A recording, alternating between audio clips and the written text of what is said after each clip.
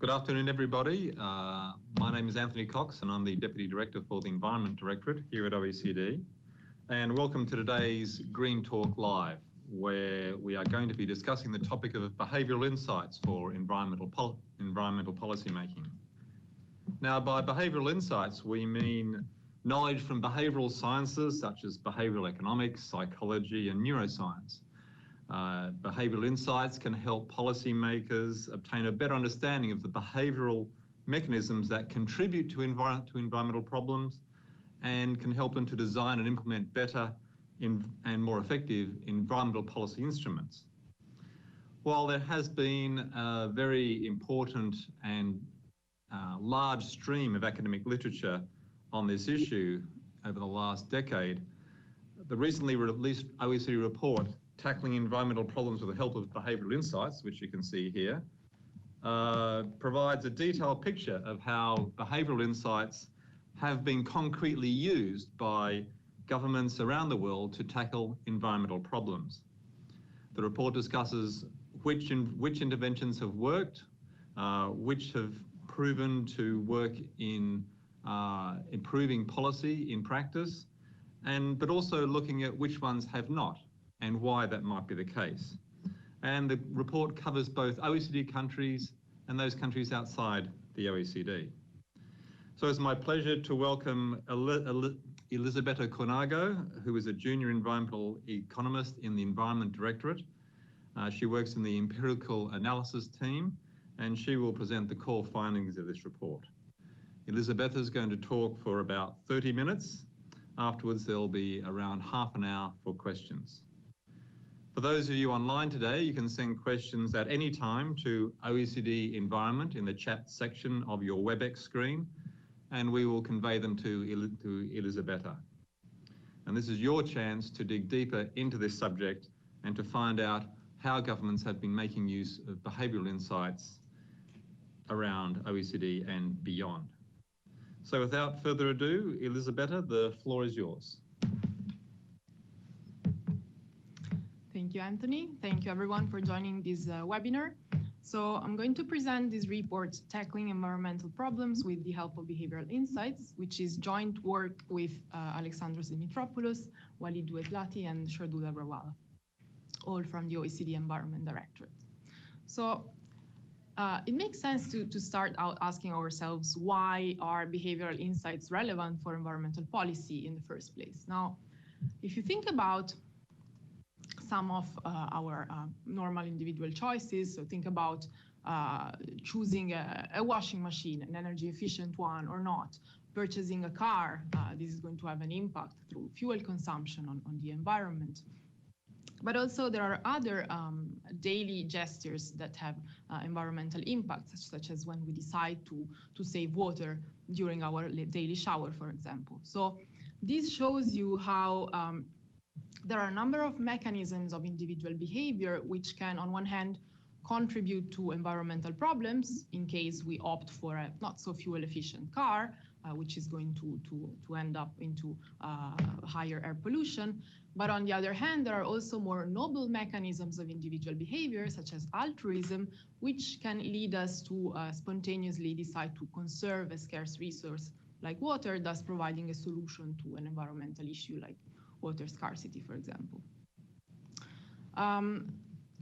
Ultimately, it's also important to note that the way individuals respond to environmental policy is what ultimately determines policy effectiveness. So what we argue is that there is this body of knowledge represented by behavioral sciences, which, as Anthony was mentioning, encompass behavioral economics, cognitive psychology, neuroscience, and provide a full picture of the mechanisms driving individual behavior and individual decision making. So it's important for policymakers in the environmental policy domain to draw upon these insights in order to design policies that are rooted in a realistic picture of human behavior, complementing the framework provided by standard economic theory, which assumes that individuals act in a perfectly informed, way, with perfect foresight, and with interest rooted in their own payoff. Now, when can behavioral insights help exactly? So the thing is that if you think about the simple examples I just mentioned, purchasing a car or choosing an energy efficient appliance or saving water in your daily choices, oftentimes the environmental impacts of our individual choices are due to the fact that we may be confused by the complexity of the situation. There are a number of things that we need to take into consideration when we have to purchase a car, from the price to the space that we have to park it, to finally also its fuel efficiency indicator. As individuals, we are also sometimes short-sighted in the sense that we may fail to take decisions that are actually in our long-term interest. And in this sense, it's, for example, complex to compare the costs and the benefits of opting for an energy efficient electric appliance, for example, because it's hard for us to put them in focus. And finally, sometimes we also perform acts which are motivated by altruistic, by altruism, or by the fact that we like to compare ourselves to our peers. Now, all these complex features of individual behavior must be taken into consideration if we want to design robust environmental policies. So behavioral insights can help even in a number of circumstances, such as when choices are complex or infrequent, and thus it's hard for us to learn from them. Think about how often you buy a car. Obviously, it's not obvious to learn from your previous purchase there. Think about choices that have effects arising in the distant future. And I've just talked about how it's complex to compare the costs and benefits of purchasing an energy efficient electric appliance, for example. Behavioral insights can also help understand individual behavior in situations where feedback is not readily available. So think about how complex it is to understand how much energy we are consuming when powering a certain appliance, or how much water we are consuming when we take a shower. It's complex even to tease this information out of a monthly bill. And finally, behavioral insights can help drive individual behavior towards a more sustainable outcome in situations where routine behavior may make us stick to unsustainable options. For instance, I doubt that each of us every morning before going to work checks whether there are traffic jams and adapts the path that you should take to go to work, or changes to a bike or to a bus accordingly. We as individuals, we are creatures of habit, so we likely stick to a predetermined routine even when that's not optimal and not environmentally sustainable. Now, behavioral insights can then help inform environmental policymaking whenever these circumstances are in place. So if you're curious about this topic, you may have read a number of different things on the subject, and you may be wondering then, what is this about? Is it yet just another report on behavioral insights? And it's true that there is a vibrant academic literature, especially at the intersection of behavioral economics and environmental policy. And there have also been a number of policy reports arguing for the fact that behavioral sciences have great potential in informing environmental policymakers, as well as other reports providing examples of cases in which applications of behavioral insights have successfully influenced, for example, taxation policy or health policy or consumer protection. So what is it that we are doing with this report? Well, we argue that precisely because there is such an active academic literature on this topic, it's the right moment to take stock of how behavioral insights are being used in practice by policymakers.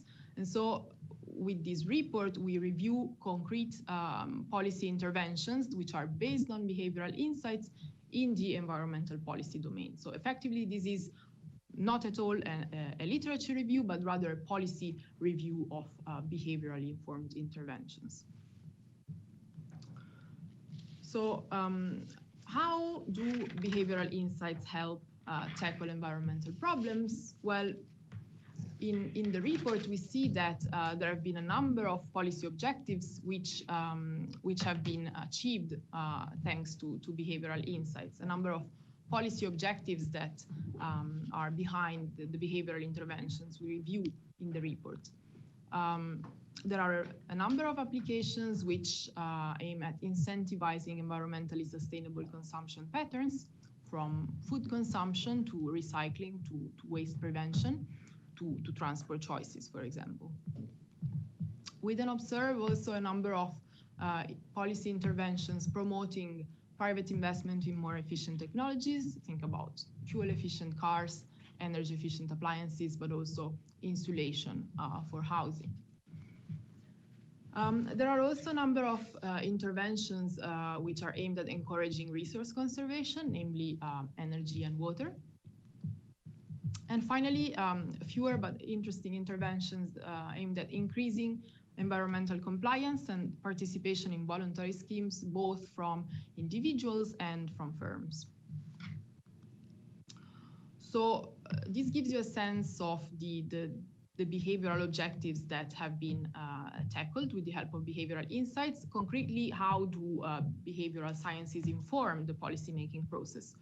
So the first role we see for behavioral insights in the policy process is a role of problem diagnosis, in the sense that behavioral sciences can help policymakers pin down what are the behavioral mechanisms contributing possibly to environmental issues, or the behavioral mechanisms which it would make sense to leverage in order to develop solutions to behavioral to environmental issues. Sorry.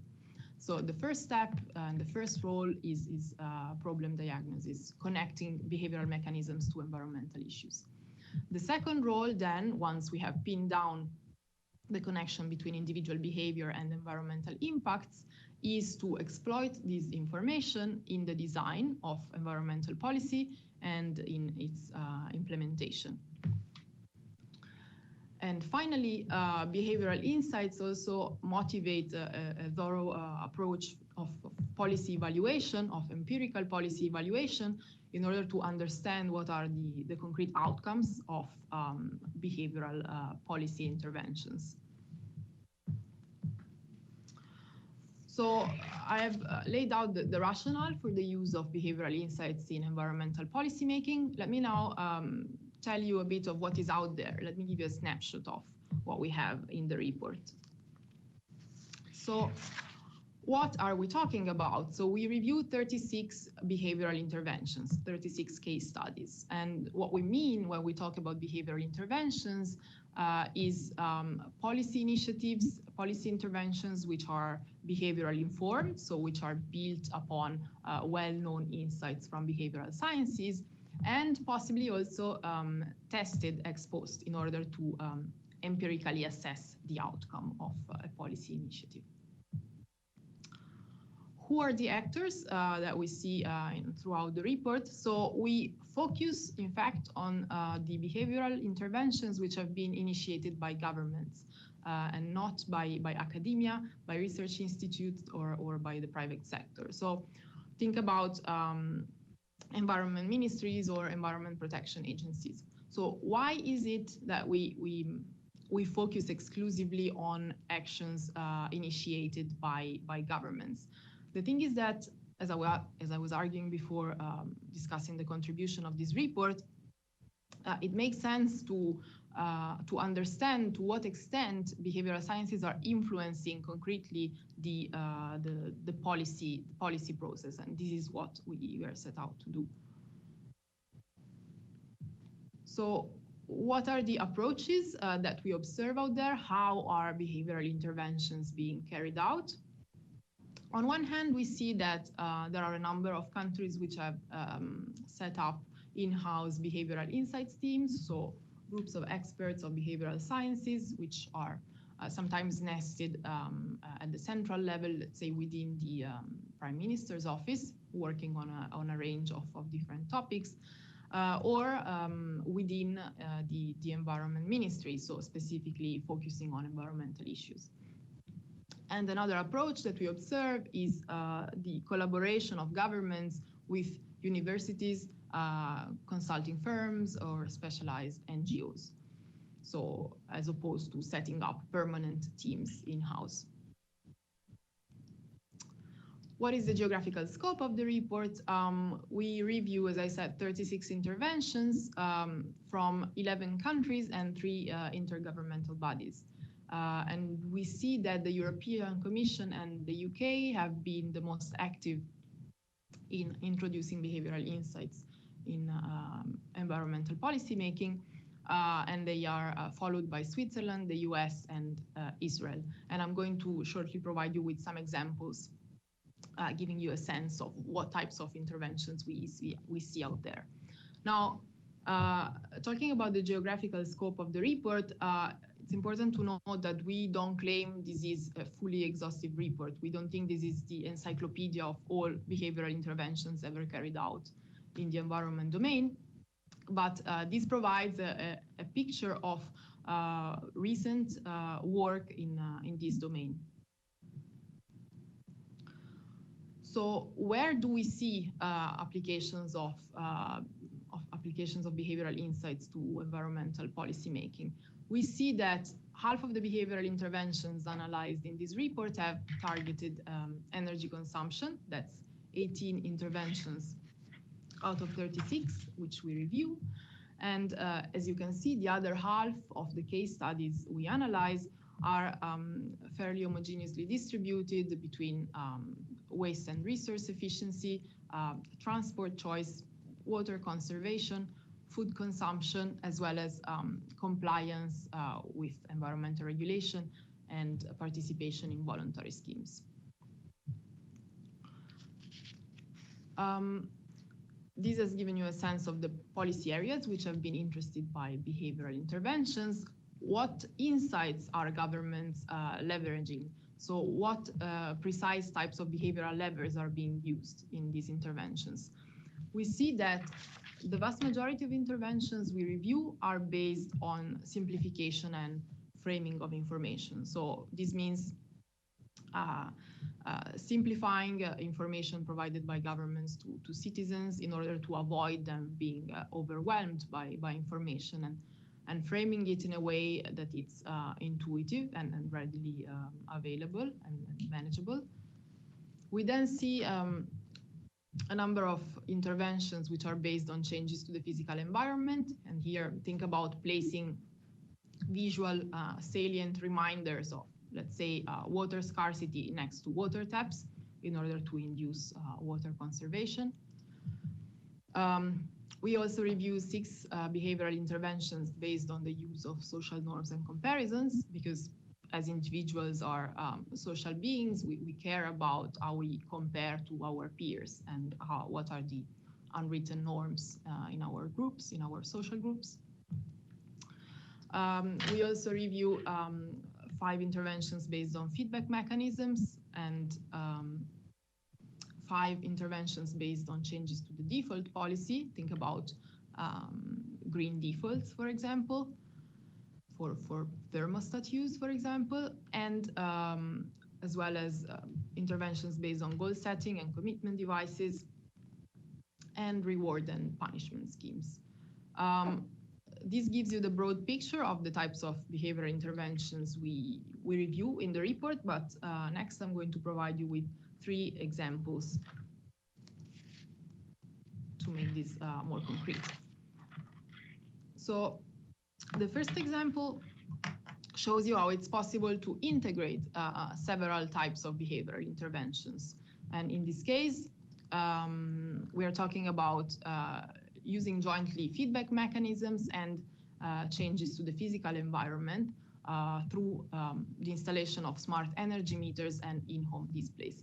Now, the objective of this intervention, which was developed in the UK by the British Office of Gas and Electricity Markets, was to understand how consumers react to the provision of information on their own consumption, in real time. So smart energy meters were coupled with salient in-home displays, providing this type of real-time information on one's own consumption.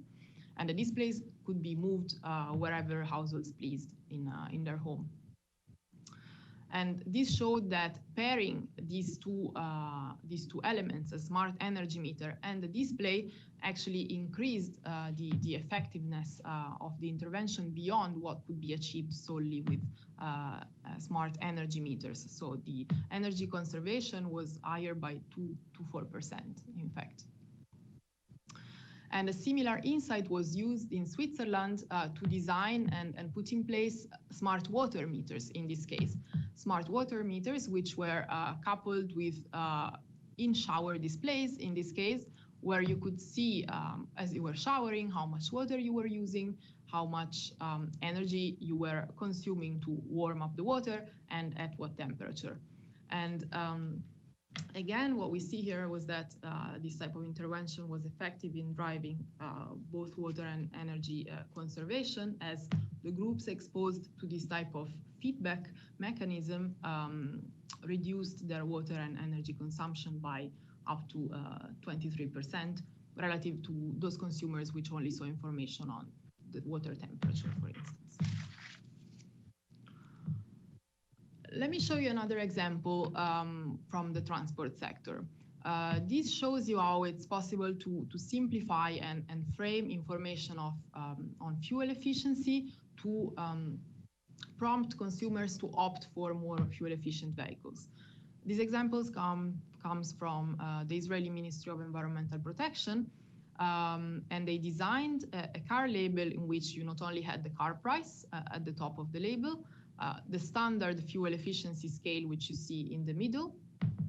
But this type of information was complemented with information on the estimated cost of gasoline over a period of 5 years. So this was providing consumers with information on how much it would roughly cost to power a car for what one could call a normal use over a somewhat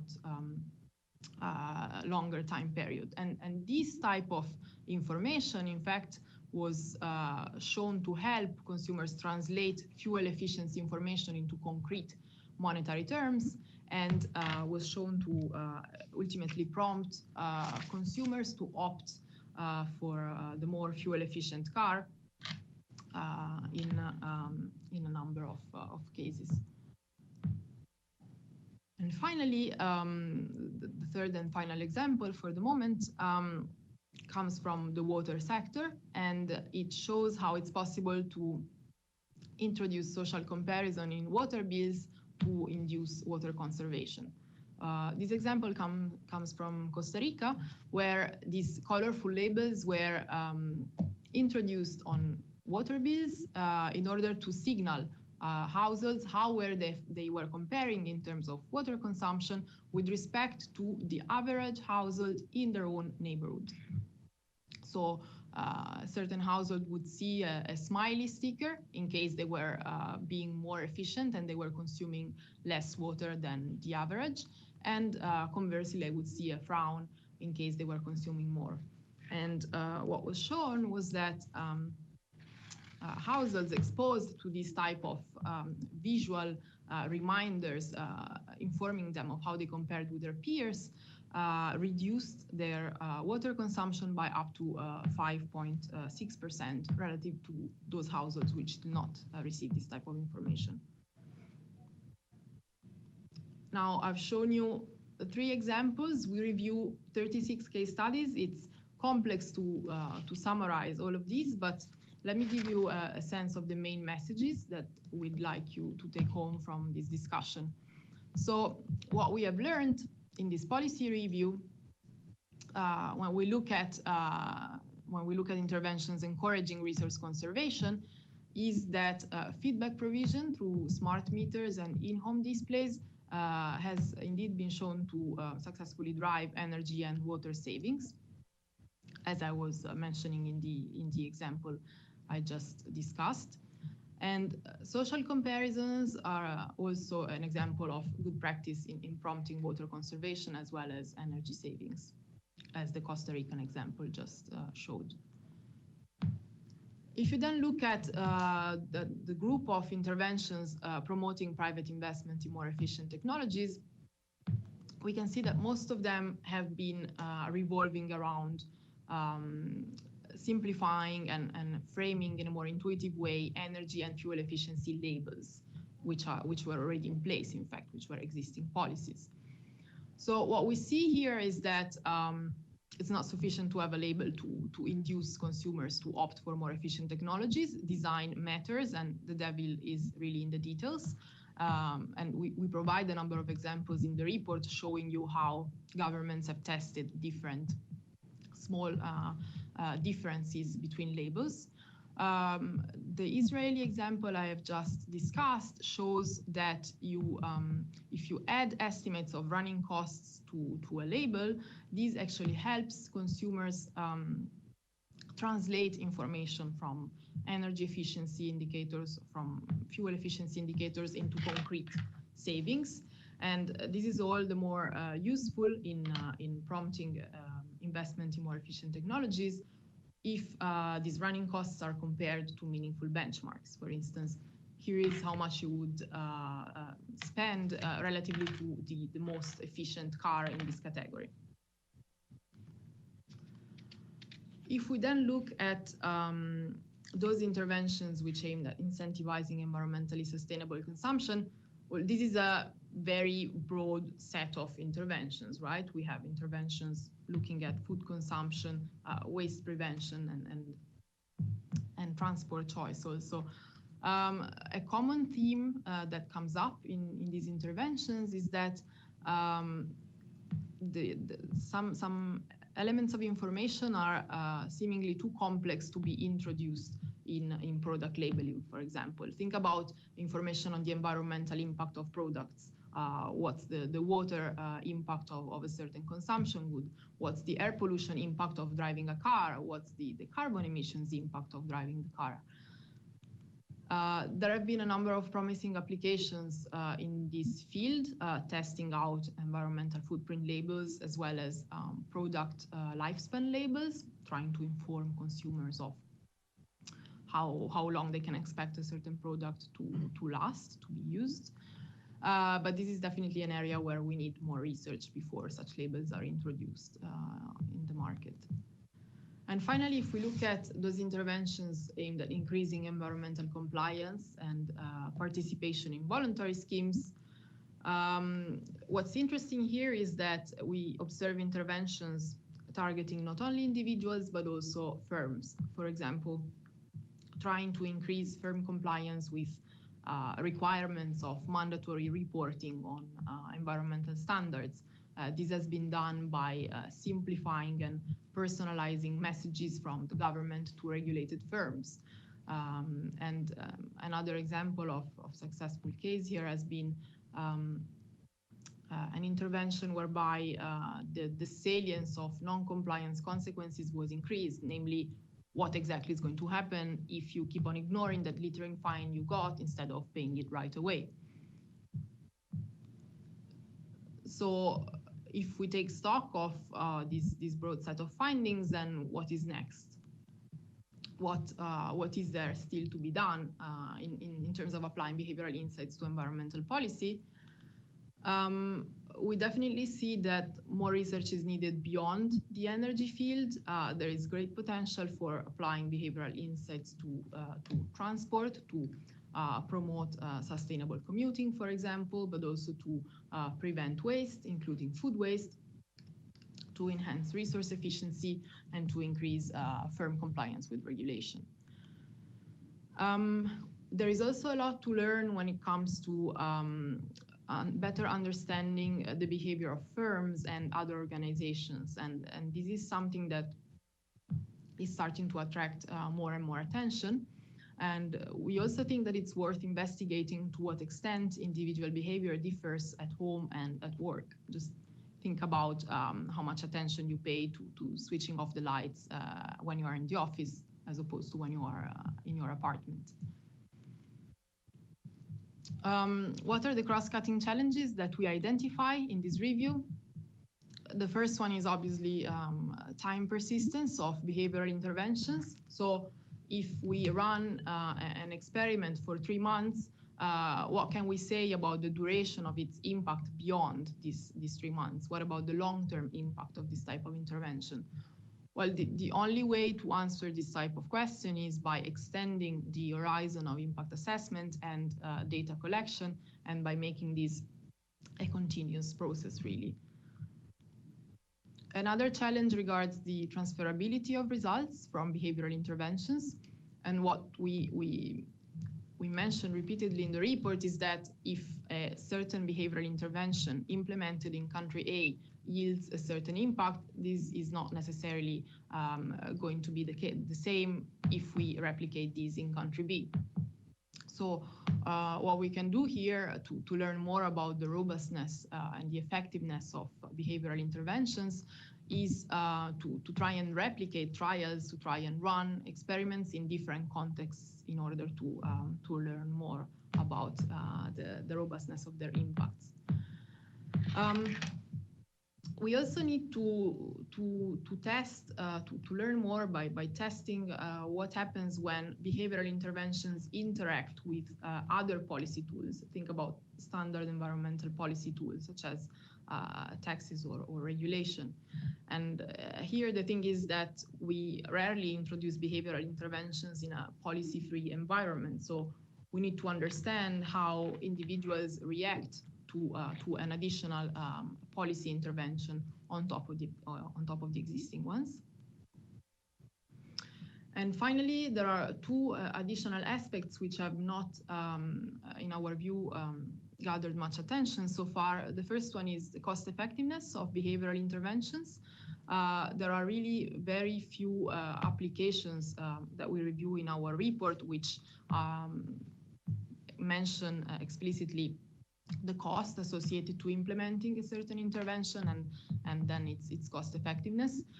This is really important in understanding how what can be the impact of these types of intervention on the cost of policy making also. And also another fundamental element that deserves more attention is the welfare effects of behavioral interventions. So we need to understand what are the actual impacts of these types of policy initiatives on individual well-being beyond their whether they manage to induce, for example, water conservation or not. Finally, let me conclude by pointing out what we believe are two cross-cutting opportunities in this field. The first one regards cross-pollination between fields where the same behavioral mechanisms are at work. Think about the drivers of energy consumption and water consumption, for example. Looking at interventions in these two fields is probably going to be useful to understand how to best drive conservation efforts, for instance, because the underlying drivers may be similar. And secondly, we believe that one of the great merits of this wave of interest for behavioral insights in policymaking is that they have really pushed forward a culture of testing policy interventions before applying them. So this is great news, but we think that there is still a great lot to do before we get to mainstreamed evidence-based policymaking. I'm going to stop here. Thank you for following, and we're looking forward to your questions. Thank you very much, Elisabetta, for this very comprehensive and very informative review of what governments are doing in terms of applying behavioral insights in actual policy interventions. We have 25 minutes for discussion. So as we announced at the start of this seminar, people who are watching online are invited to submit their questions. And I'll be reading out the questions and having Elisabetta respond to them. To kick things off, I just wanted to pick up on one thing, Elisabetta, that you mentioned a couple of times. When you look at the spectrum of policy interventions in different areas, you mentioned that half of the interventions are actually related to energy consumption. And then you have very few examples in transport and food and water and so on. Why might that be the case? That is a very good question, and I forgot to mention this before. So we have a very important weight, obviously, of energy-related interventions in our report, half of them, as you just said. This certainly reflects the policy attention that energy conservation and energy efficiency investments have attracted. So it's certainly a matter of policy priorities. But there is a somewhat subtler element that we have recognized by talking about practitioners from the field. And what they were mentioning is that it is fairly straightforward to set up interventions related to, let's say, energy conservation, because the indicator to measure energy consumption is well established, and the infrastructure to monitor progress towards this goal, towards energy conservation, is already in place. You can observe this through energy meters, which are already present in households. So this is a relative advantage for interventions which are being set up in the energy area. If you think about setting up a similar type of intervention to reduce waste generation, well, first of all, you need to find a relevant indicator. Are you going to measure waste generation at household level by weight, by volume? And secondly, how concretely do you go about measuring the quantity of waste that's produced, let's say, weekly in households? And this is just an example to show you that this can be the fact of pinning down indicators and of monitoring impacts can be a relative handicap for fields like waste prevention, or even transport choice, how to track modal choice between cars and public transport and cycling, for instance. Thank you for that explanation. I have one question which has been submitted through the web. And the question is, do you think nudging and other behaviorally oriented interventions could replace command and control instruments? Well, thank you. I think this is a very good question, but we make it very clear in our report that we see behavioral insights and behavioral interventions as a complement to what we call standard environmental policy tools, such as market-based instruments or regulation. So this is really about adding an additional tool to the toolbox that policymakers have in their hands, on the one hand. And secondly, I think there is another role, there is room for interaction possibly between behavioral insights and regulation itself, in the sense that behavioral insights can, on the one hand, help design more effective regulation by keeping in mind, what are the actual drivers of individual decision making as well as collective decision making, say in firms. And secondly, behavioral insights can also help understand responses to regulation. So understand how individuals react to standard policy interventions, but we definitely do not think that they're going to entirely replace this type of standard tool. And in terms of the target groups for these interventions, you mentioned that the primary target groups have been households or individuals. You did mention that there is potential for using these insights for firms and organizations.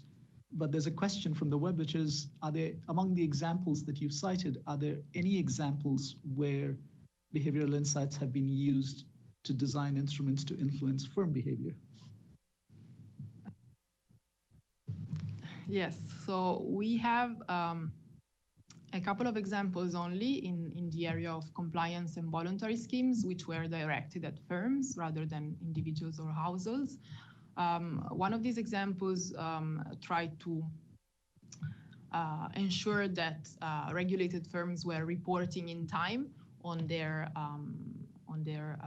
regulated activities. They had to report on the pollutant emissions that were related to their production firms. And this was an example from Australia, where messages from government, so namely letters from government, were simplified and tried to address in a clearer way firms to ensure that the process to follow in order to comply with the regulation and correctly file the report was as clear as possible. The website was clearly stated, and this was coupled with reminders. So this, if you want, is a way to show the potential of behavioral insights in making communications between governments and businesses more effective. And we had another intervention which somehow induced firms to think about their position relative to their competitors. Let me explain this. It was about trying to make them consider the option of joining a voluntary carbon neutrality scheme by thinking about how this could potentially provide them with competitive advantage. So here, on one hand, we are seeing in fact the interaction between soft policy tools such as voluntary schemes and behavioral insights, trying to frame participation in this type of scheme in a way that makes a certain business possibly more competitive than other firms in this area. We have these couple of interventions reviewed in the report. They are both coming from Australia, where there is a very active behavioral insights team within the Ministry of Environment. But there is, as I was saying, room for more, likely even trying to reap energy efficiency improvements or fuel efficiency improvements when it comes to industrial processes or the like. Thank you. Among the examples that you have documented, I mean, you've indicated a couple of cases where there's clear evidence of success. One of the members of the audience is interested, are there cases where they didn't work, the experiments? Yes, definitely. I must say, first of all, that there are not as many reports from cases which have turned out not to bring the results which one would expect. And this is definitely a problem in the sense that policymakers can learn both from successful examples and from unsuccessful examples. Specifically, in the latter case, they can likely avoid testing again insights which may have been proven to be ineffective. And this is actually an argument that the British Behavioural Insights team has been strongly advocating for. So sharing results even when they go against what you would expect in the first place. And I have a couple of examples that come to my mind precisely from the Behavioural Insights team in the UK. They tested the impact of providing households in social housing with information on how to better use thermostats, as well as in-person guidance also on the use of thermostats. So here the objective was to understand what was the best challenge to explain households how to make optimal use of their heating appliances, written information or in-person information. And none of these two interventions was found to have a statistically significant impact. And I think it's important to look at the motivations that the Behavioural Insights team put forward when writing about this, which is, first of all, households in social housing may be interested in increasing their well-being. They may be exposed to underheating, energy poverty, and a better understanding of how thermostats work may have actually enabled them to improve their comfort in their home. So energy conservation may not necessarily be the one outcome to expect. And secondly, what's useful from this type of finding is that they prevent mainstreaming of a program which may not be effective at the national level. So this is an example of ineffective intervention.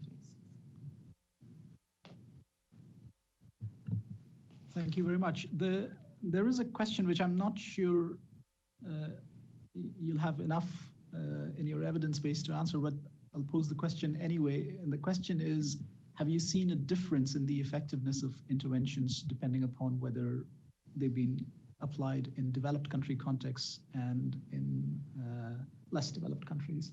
I don't know how many examples you have from less developed countries, but is that something you could speculate on? It's a very good question. We do not have as many cases from developing countries. I mentioned an intervention from Costa Rica, but we really don't have as many. However, one thing that came up also as we were presenting this report last week and discussing with practitioners from the field was that when talking about the relative advantage and the impact of behavioral insights as opposed to traditional tools, we should be careful because it may be, so if we speculate, it may be that behavioral interventions may have a stronger grip on educated, wealthier social groups, whereas price incentives could instead be better motivational tools for in developing countries, so for less well-off social groups. So, I mean, there is evidence that the same intervention can have different impacts on different social groups. Let's say households with low energy consumption and high energy consumption, low water consumption and high energy consumption, and we can probably draw some information from this subgroup evidence and transpose it to developed versus developing countries. There are likely going to be differences, but indeed we do not have as much evidence to make a general statement. But I think this reflection on how price incentives versus behavioral interventions may differently impact population in developing and developed countries is something to bear in mind. There's another question with regard to the toolkit which governments have used, which is, I think, the next slide that you have in your presentation, the specific approaches that have been used. And here again, we see that it's a vast majority have focused on simplification and framing of information. Could you comment on that? Why is that the case? And is that consistent with other policy areas, for example? That's a good question. I think that we see this clear prevalence of, I think that we see this clear prevalence of simplification and framing of information because this is about applying behavioral insights to pre-existing policy interventions, if you wish, like fuel efficiency labels or energy efficiency labels. These are already fairly standard ways through which government conveys information to households, for example, and they are being altered, they're being framed and simplified, drawing upon evidence from behavioral sciences. So if you want, this is a simpler way for governments to introduce behavioral insights into the policy process by adapting existing policy tools. On the other hand, if you think about, for instance, introducing social norms or social comparisons into the policy process, this is something that is substantially more innovative, I would say. It's not a standard tool that is already out there. So I think probably the step that governments have to take in order to introduce this type of intervention is longer than when it comes to simplifying and framing information. This is some sort of speculation, but I think also the fact that we see tweaks to information provision is also a matter of policy inertia, so marginally adapting already existing policy tools.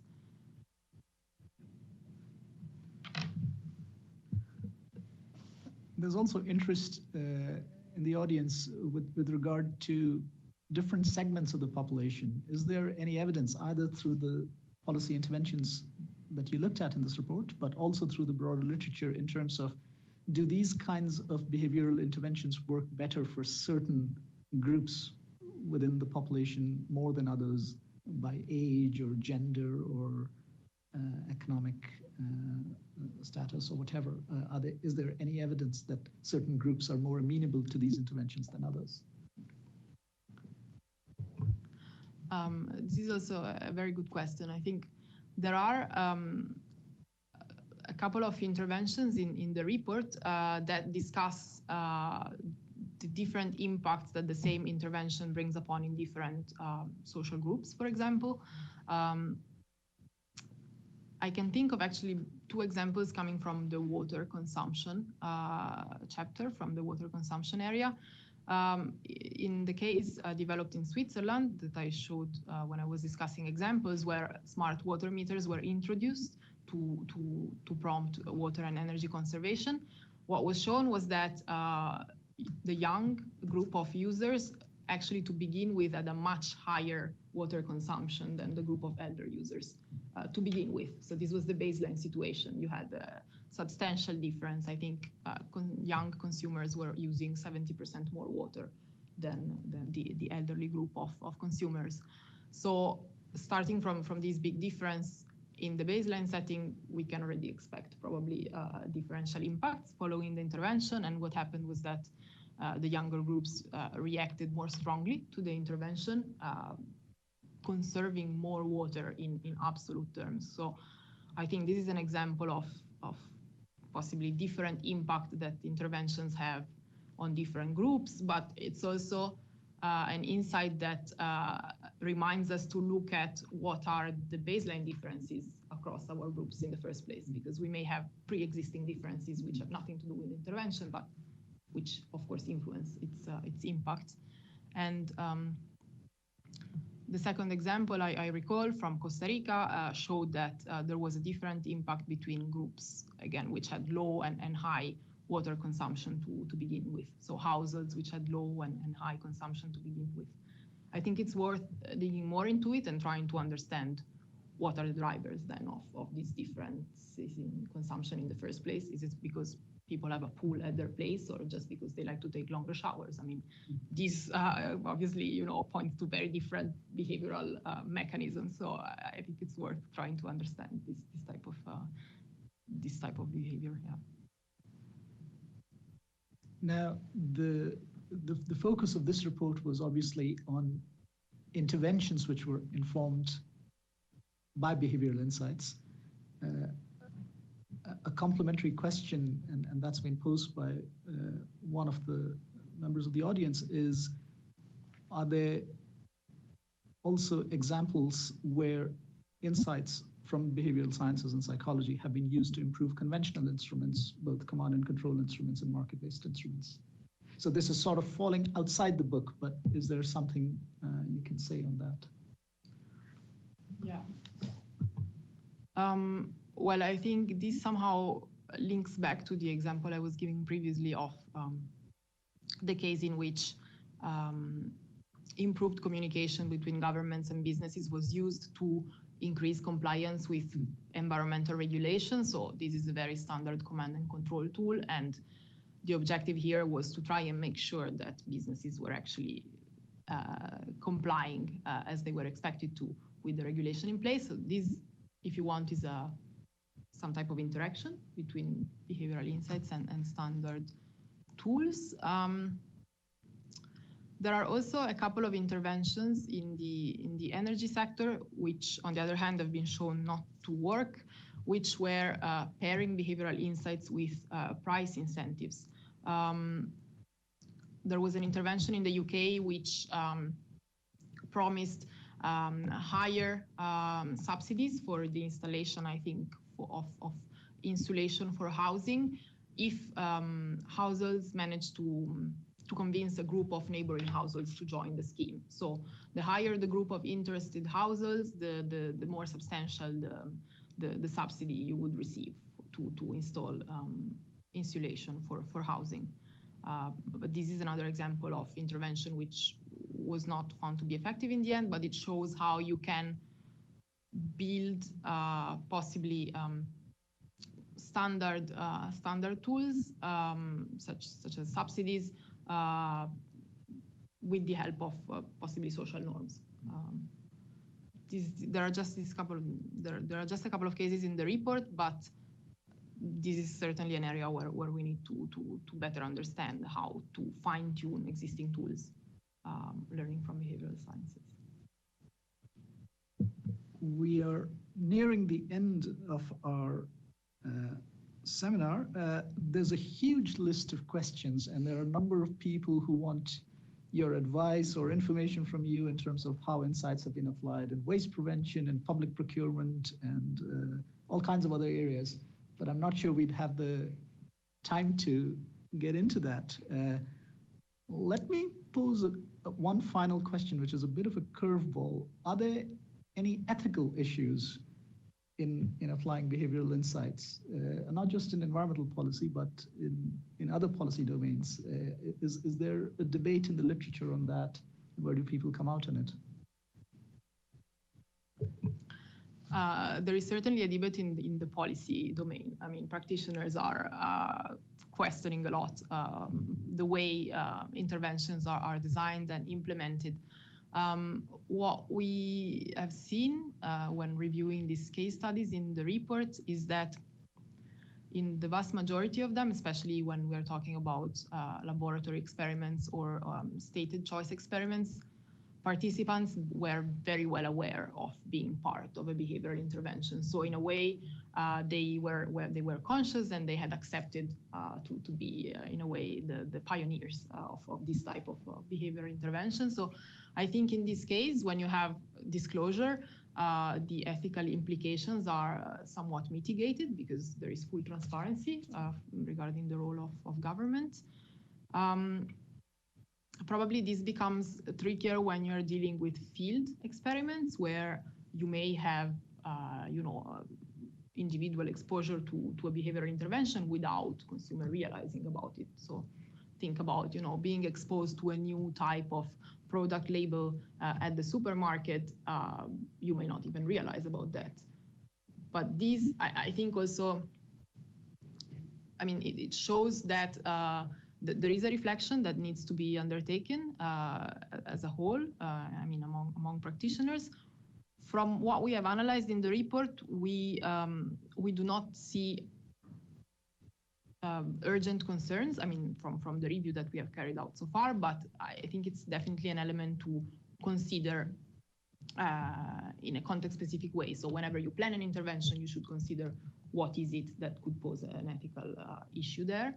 And I think maybe to conclude and go back to something I mentioned in the final slides, a way to understand and to address ethical concerns possibly is to be more systematic about understanding the welfare effects of behavioral interventions, because as we try to learn more about how individuals and organizations react to this type of policy initiative, then policymakers can have a better sense of how to design them in a way that these concerns are not presenting themselves anymore. That's my final word. We let that be the final word from Elisabetta. It's 2 p.m. Paris time, so it's exactly 1 hour. I'd like to thank Elisabetta for an extremely lucid and informative presentation, and I'd like to thank all the people who've taken the time to follow it here in person or online, and thank you for all the questions you sent us and participating in this dialogue. This dialogue would continue. I mean, we have links to the report, but we also have a very active program on environmental policies and behavior in general, looking at individual behavior, household behavior, and firm behavior, and the work on behavioral insights is part of that. So we have links to our website on this page, and I believe the presentation would be available to those of you who are following it remotely. So please do visit our webpage and get in touch with Elisabetta or her colleagues to continue this discussion. Thank you very much.